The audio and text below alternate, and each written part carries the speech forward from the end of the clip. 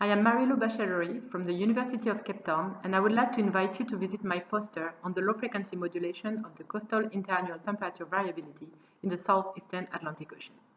So during my presentation, we may discuss the decadal evolution of the characteristic of the Benguela Niño and Niña event, as well as what are the mechanisms behind those changes. So the southeastern Atlantic Ocean is characterized by strong interannual variation, especially in temperature in the Angola-Benguela area. When extreme, those positive and negative variations are referred to Benguela Niño and Niña event. Interestingly, there is evidence that the characteristics, such as the amplitude or the duration of the interannual events, are changing with time.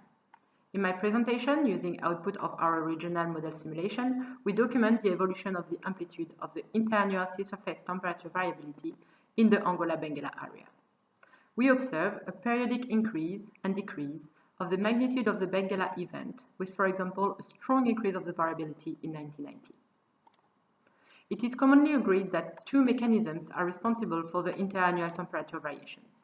The first one is associated with the equatorial dynamic and the propagation of equatorial and coastal waves.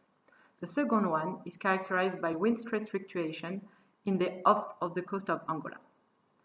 Both forcings are related to the South Atlantic subtropical anticyclone. So the question is, can change in one of those forcings or in the South Atlantic anticyclone amplitude perhaps explain the observed change in the characteristic of the Benguela events?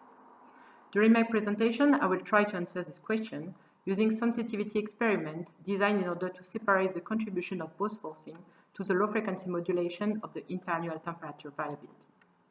So if you want to know more about this work, come to see my presentation next Tuesday.